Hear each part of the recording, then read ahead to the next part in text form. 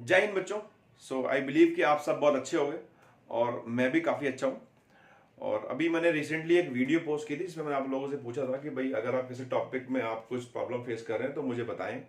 तो मुझे आप लोगों ने बहुत सारे कमेंट्स किए, जिसके लिए बहुत बहुत धन्यवाद कि भाई सर इस टॉपिक को कवर करिए, इस टॉपिक को कवर करिए। उसमें से कुछ टॉपिक्स थे जैसे कि वेरिएबल चार्ज डेंसिटी के इलेक्ट्रिक फील्ड को निकालना, एक क्यूब में जब हम डिफरेंट लोकेशंस पे चार्ज को प्लेस करते हैं, कभी चार्ज कॉर्नर के अंदर, कभी कॉर्नर के बाहर, कभी कॉर्नर पे, कभी फेस पे, तो क्यूब से फ्लक्स निकालना।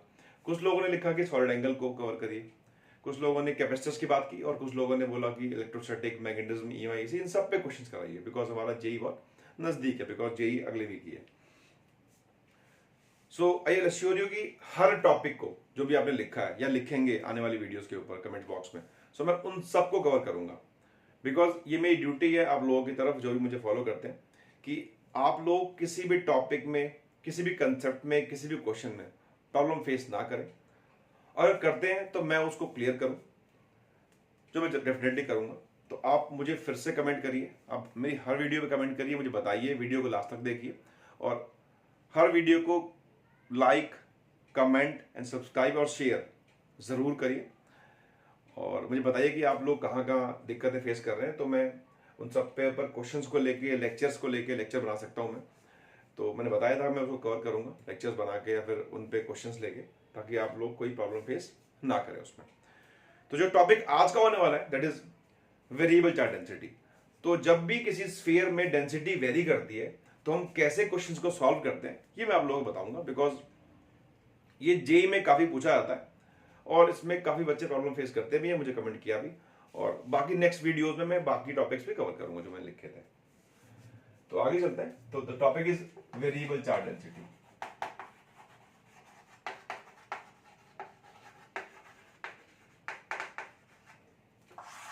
जैसे कि हम एक स्फीयर मान लेते हैं कि भाई इस स्फीयर का कुछ रेडियस है अपना और आर डिस्टेंस दूर डेंसिटी यहां कुछ वेरी कर रही है। तो डेंसिटी हमें दे रखी है rho is equal to rho naught 5/4 minus r by r. Rho naught यहां पे कांस्टेंट है, 5/4 भी यहां पे कांस्टेंट है, कैपिटल आर रेडियस है, जो स्मॉल आर है वो है डिस्टेंस फ्रॉम सेंटर। सो ये भी एक जेई का पीवाईक्यू ही है, ठीक है। तो डेंसिटी वेरी कर रही है हर पॉइंट पे, हर आर पे। ये वेरिएबल है, ये डिस्टेंस फ्रॉम सेंटर है, कभी ये पॉइंट, कभी ये पॉइंट, भी कांस्टेंट नहीं है। हर पॉइंट पे डेंसिटी जो है वो अलग अलग है कुछ, और रो नॉट एक कांस्टेंट है। सो हमें करना क्या है, हमें करना ये है कि हमको, अब मैं इसके पार्ट लिखता हूं, तो मैं इसके दो पार्ट कराऊंगा, इसके हेल्प से आप कोई भी क्वेश्चन कर पाएंगे इससे। और फिर एक क्वेश्चन और है जो मैं आपको होमवर्क के लिए दूंगा, और उस क्वेश्चन को वो भी जेई का पीवाईक्यू काफी अच्छा है, तो उसे आप करिएगा और मुझे इसका आंसर बताइएगा कि क्या इसका आंसर आएगा। और अगर नहीं होगा आप लोगों से, मैं नेक्स्ट टाइम उसको मैं क्वेश्चन को सॉल्व कर दूंगा नेक्स्ट वीडियो में। सो फर्स्ट पार्ट इस क्वेश्चन का ये है कि फाइंड करें टोटल चार्ज। सो इस तरह के सवालों में जब भी क्वेश्चन होता है वेरिएबल चार्ज डेंसिटी का, तो डेंसिटी का कोई ना कोई फंक्शन गिवन होता है हमको, ठीक है। तो हमें फाइंड करना है टोटल चार्ज कितना होगा। तो ऐसे क्वेश्चन में ये तो हमें क्लियर है कि हमें इंटीग्रेट तो करना ही होगा। अब स्फीयर में हमेशा हम एक एलिमेंट मानते हैं स्फीयर को ही, तो हम एक छोटा स्फीयर मान लेते हैं यहां पे आर रेडियस का, और इसकी चौड़ाई जो है ना, ये थिकनेस, इसको मानते हैं, चौड़ाई को डी आर मान लेते हैं कि डी आर थिकनेस का एक स्फीयर है, ठीक। बहुत डी आर बहुत कम है, बहुत बहुत नेग्लिजिबल है डी आर। अब मैं इस स्फीयर के बारे में बात करूंगा पहले, ठीक है। सो आई नो कि भाई जो डेंसिटी होती है वो होती है d q by d v, या फिर डी क्यू बोल सकता हूं मैं, rho into d v. D v है इसका वॉल्यूम, जो आपने ये एलिमेंट लिया इसका वॉल्यूम कितना है, दैट इज डी वी। अच्छा वॉल्यूम कितना होगा, किसी भी चीज का वॉल्यूम होता है उसका एरिया इंटू उसकी थिकनेस। जैसे कि मान लो क्यूब है,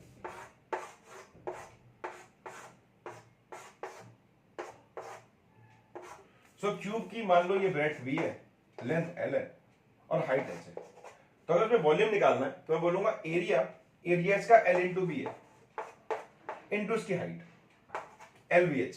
तो मुझे इसका वॉल्यूम मिल जाएगा। तो मैं किसी भी चीज का वॉल्यूम निकाल सकता हूँ एरिया इंटू उसकी हाइट से, थिकनेस से। तो अगर यहां देखें तो जो एलिमेंट लिया है वो एक स्फीयर है, तो स्फीयर का जो एरिया होता है ये होता है 4πr²। तो मैं डीवी की बात कर रहा हूं, तो 4πr² इसका एरिया है, इंटू उसकी चौड़ाई थिकनेस वो कितनी है dr। तो इस एलिमेंट का वॉल्यूम ये हो जाएगा 4πr² इंटू dr। और रो को पुट कर लेते हैं, रो आइए,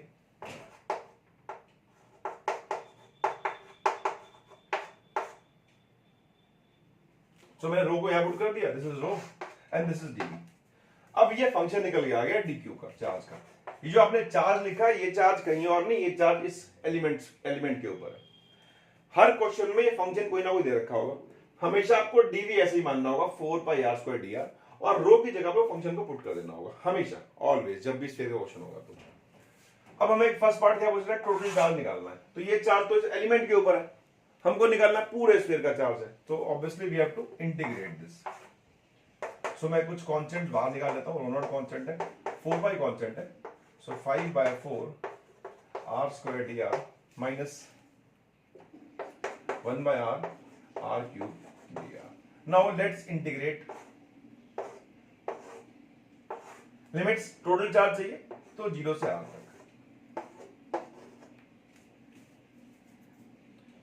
और इसका इंटीग्रेट कर दे हम लोग तो टोटल चार्ज मिल जाएगा। तो रो नॉट 4π 5/4 ये बाहर आ जाएगा, r² dr का r³/3 लिमिट पुट कर लेते हैं, सो r³/3 माइनस इसका हो जाएगा r4/4, और एक r यहाँ ऑलरेडी मौजूद है तो ये r³/3 बन जाएगा, 4 बन जाएगा।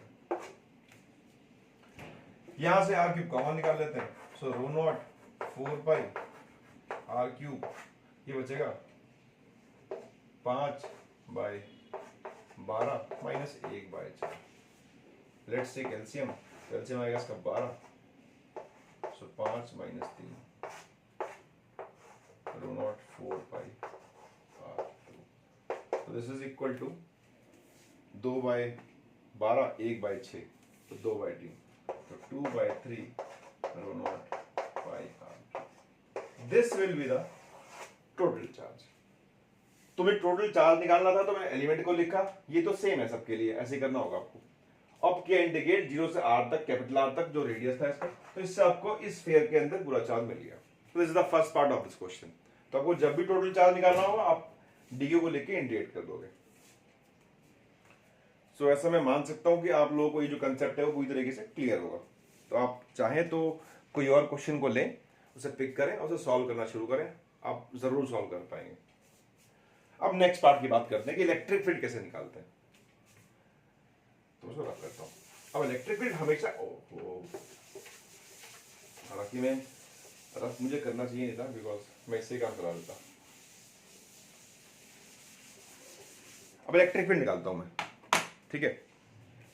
सो मैं दो पार्ट करता हूं। पहला करता हूं ये निकालें आउटसाइड, कि स्फीयर की वजह से हमें यहां फील्ड निकालना है हार्ड डिस्क, ठीक भाई। यहां फील्ड कितना होगा, सिंपल फॉर्मूला है कि जब भी आपको स्फीयर की वजह से फील्ड निकालना होगा आप क्या करोगे, आप सिंपल लिखोगे फील्ड इज इक्वल टू, कहीं भी निकालना होगा, अंदर बाहर any point, K Q inside upon R. R होगा हमेशा डिस्टेंस फ्रॉम सेंटर, सेंटर से कितना दूर है, और इनसाइड मतलब उसके अंदर कितना चार्ज है, मतलब उस पॉइंट पे अगर मैं एक स्फीयर ड्रॉ करूं तो उसके अंदर कितना चार्ज निकल के आ रहा है। तो अगर मैं आउटसाइड निकालना है, बाहर निकालना है, तो बाहर मतलब उसके अंदर पूरा चार्ज आ जाएगा, स्फीयर का सारा चार्ज इस स्फीयर के अंदर आएगा जहां भी निकालना है आपको। तो यहां तो आप इसकी वैल्यू क्यू पुट कर देंगे, पूरा चार्ज, टोटल चार्ज सारा अंदर है इसके। क्यू की वैल्यू पता है आपको, k/r², आई थिंक ये 2/3 आएगा, rho naught pi r³। So this will be the answer of this question. तो सेकंड पार्ट ये था कि आउटसाइड निकालना है, तो सिंपली के क्यू इनसाइड, ये जनरल फॉर्मूला है, सबके लगता है। स्फीयर में डेंसिटी वेरिएबल हो, डेंसिटी कांस्टेंट हो, कुछ भी हो, दिस इज द फॉर्मूला, के क्यू इनसाइड अपॉन r²। इसे आप कहीं भी लगा के देख लो, आपको आंसर बिल्कुल सही मिलेगा हमेशा। तो यहाँ बाहर निकालना, टोटल चार्ज अंदर था, सारा पुट कर दिया। आप चाहो तो के को पुट कर सकते हो, के इज 1/4πε0, तो उसको आपको आंसर मिल जाएगा। दिस इज एक्चुअली इजी, अगर आप समझ लेते हो तो बहुत आसान है। अब मैं निकालता हूं अंदर कितना होगा।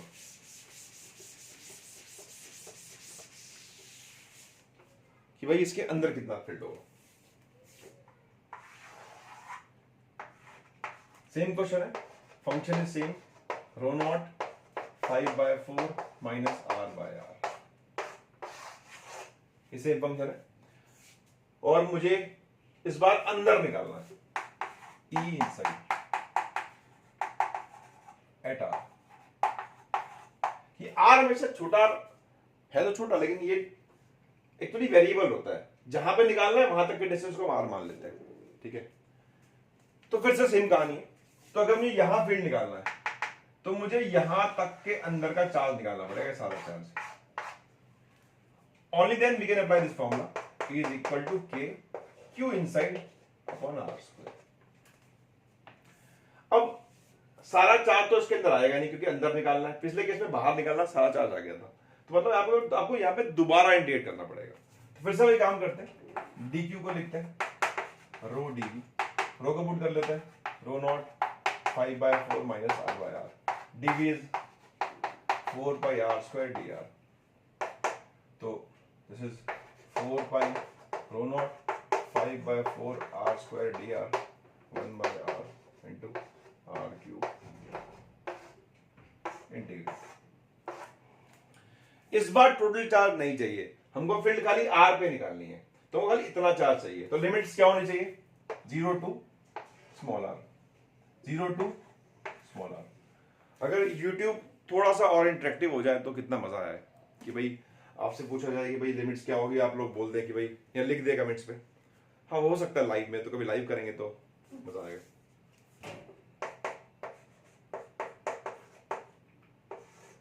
तो अब हमको r तक का चार्ज चाहिए, बिकॉज हमको क्यू इनसाइड चाहिए उस पॉइंट पे जहां निकालना है, तो उसके अंदर का चार्ज चाहिए।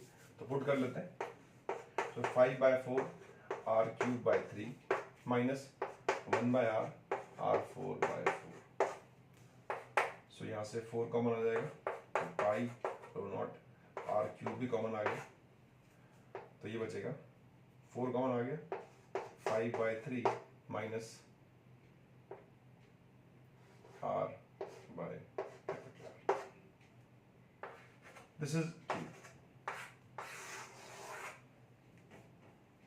अब ये वो चार्ज है जो इसके अंदर है, खाली यहां तक का चार्ज है। यहां पुट कर लेते हैं, तो जहां तक की वैल्यू पुट कर लेते हैं, क्या होता है 1/4πε0, Q is pi rho naught r³ 5/3 minus r/r upon r square. So ये इसका आंसर है। इसको आप फर्दर कट कर सकते चाहे तो, सो ये पाई से पाई कट जाएगा और ये r³ से कट जाएगा, तो इसको r हो जाएगा खाली। So this is the answer of this question. तो आई बिलीव कि आप लोगों को ये डेफिनेटली पूरा क्लियर होगा। तो अगर आप चाहें तो बाकी क्वेश्चंस कोई भी इस पर अटेम्प्ट कर सकते हैं, आप डेफिनेटली कर पाएंगे। तो सेम प्रोसीजर है, dq लिखिए, रो dv लिखिए, रो फंक्शन रखा होगा, और फिर ये फॉर्मूला, ये जर्मन फॉर्मूला जो स्फीयर में हमेशा कारगर है, इसको अप्लाई करके देखें। तो अब बात करते हैं उस सवाल की जो मुझे आपको होमवर्क में देना था। तो हो सकता है आप में से बहुत लोगों ने क्वेश्चन किया भी हो, क्वेश्चन जेईई मेन का क्वेश्चन है वो, लेकिन काफी अच्छा क्वेश्चन था। उस समय जब आया था तो बहुत कम लोग कर पाए थे।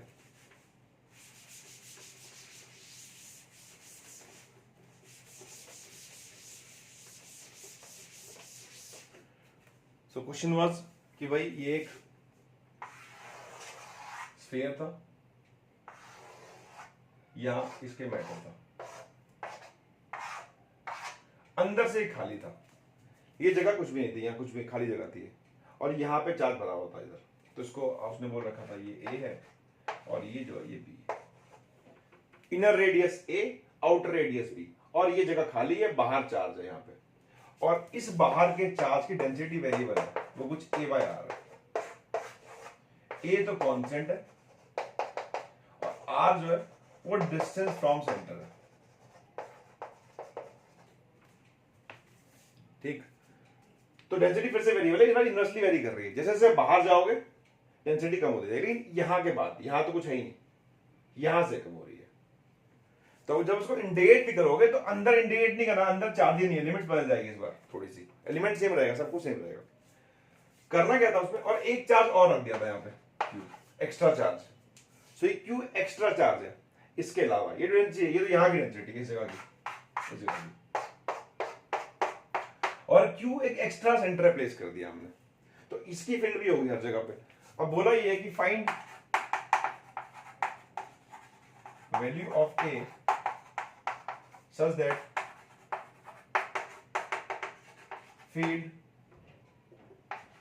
Between A to B is constant.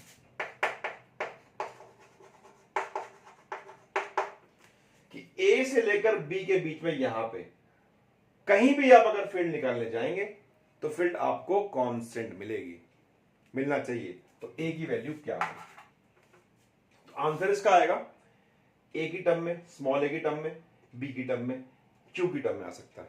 तो स्मॉल ए, स्मॉल बी और क्यू की टर्म में आंसर आपको निकालना है इसका। तो आप लोग उसको ट्राई करिएगा, पहले एक दो क्वेश्चंस कर लें जो आपके पास सोर्स है, पैकेज है या फिर कोई और बुक से कर रहे हो, उसके बाद इसको ट्राई करें और मुझे इसका आंसर जरूर बताएं कि कितना आ रहा है। और अगर नहीं समझ में आता तो मुझे कमेंट करके बताएं कि सर मुझे उसका आंसर सॉल्व करके बताइए।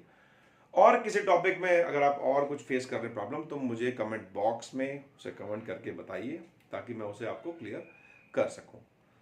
सो आज के लिए हम इतना रखते हैं। तो आई बिलीव कि सेशन काफ़ी अच्छा रहा होगा, आप लोग समझ में आया होगा। तो मेरी वीडियो को लाइक करते रहिए, कमेंट करते रहिए, शेयर करते रहिए। धन्यवाद। जय हिंद।